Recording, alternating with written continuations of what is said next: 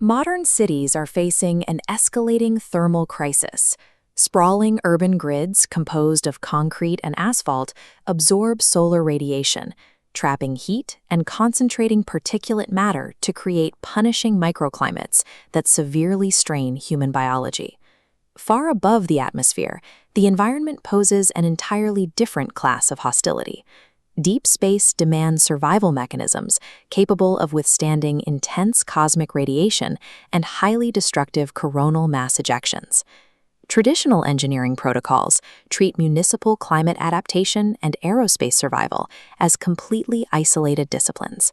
A city planner solving for urban smog does not consult the radiation shielding schematics of a stellar capsule. A new framework called eco-topology eliminates this division. It proposes a unified design language, applying identical geometric and biological solutions to both planetary extremes.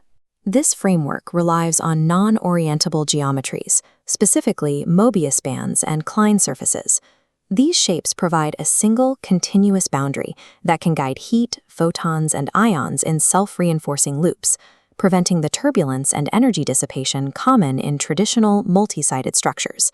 By utilizing these topological structures and living consortia at every altitude, solving interstellar survival and stabilizing local city climates become the exact same engineering challenge. To bridge the gap between street-level deployment and deep space infrastructure, the eco-topology framework lays out a 6-stage roadmap, progressing from stage 0 to stage 5. This progression is literal. The sequence moves vertically outward, originating at the municipal street level and extending all the way to the edge of the galaxy. To prevent the timeline from dissolving into pure science fiction, every stage is anchored by strict technology readiness level gating. Advancement requires physical, verifiable proof before scaling up. This vertical gauge maps altitude on the left against technology readiness level on the right. We start at stage 0, ground level, targeting a high TRL of 7. The caveat: upper stage linkages moving into deep space are currently analogical, acting as structural heuristics for future research. Functional, proven claims are strictly limited to the earthbound stages. The upper atmosphere and deep space elements remain hypotheses awaiting empirical validation. This forces far future deep space concepts to prove their worth in the dirt of a city park. Any technology meant to survive orbit must first demonstrate utility and economic viability down here. Stage 0 establishes the baseline. It requires a 1 square kilometer urban block retrofit, aiming to reach TRL 7 within 5 years. The architecture begins with passive climate controls. Passive daytime radiative cooling curtains and porous evaporative V terracotta lattices are deployed to stabilize ambient humidity and buffer extreme temperature spikes along building facades. For active atmospheric scrubbing, the framework deploys street-level smog mini-towers. These nodes act as photonic reactors, breaking down ozone and nitrogen oxides to generate gentle vertical air mixing. This flowchart outlines the system's biological engine. Root zone consortia and microalgae modules actively metabolize the local pollution, capturing urban CO2 and converting it directly into a steady stream of biopolymer feedstock. The system concentrates this captured carbon, routing the raw biomass into the replicator module. Inside, it is thermochemically converted into rigid structural composites. These outputs are advanced, load-loading, and electroactive building blocks derived entirely from local atmospheric waste. The required performance metrics for this urban block are exact: a 70% reduction in particulate matter at street level and an 18% drop in HVAC energy consumption across the district. This closed-loop block serves a dual purpose. It stabilizes the immediate municipal climate while operating as the physical manufacturing engine and material supplier for all subsequent space infrastructure. Once the ground system is operational, the architecture pushes upward to 24 kilometers. This is stage 1, the halo ring. Consisting of tethered aerostats, the halo ring operates with a dual directive. It maintains a megawatt-scale cyclical power loop, while simultaneously collecting high-resolution vertical ion mapping data in the stratosphere. Extending beyond the stratosphere takes us to stage 2, the spore lift. This is the foundational segment of a space elevator. Looking at this split screen, we see how the material supply chain connects.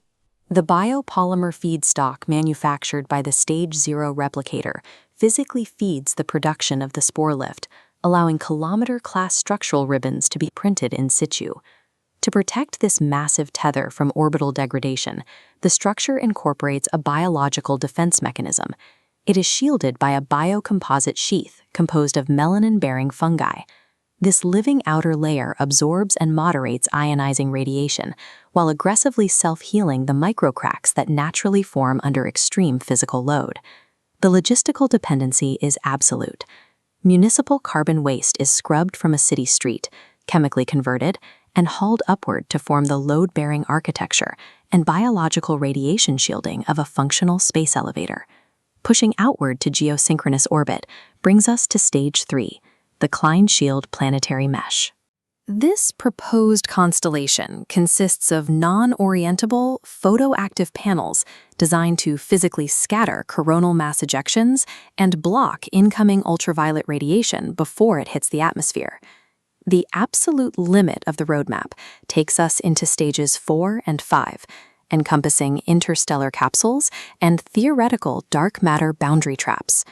This integration matrix explains how far future concepts remain anchored to Earth.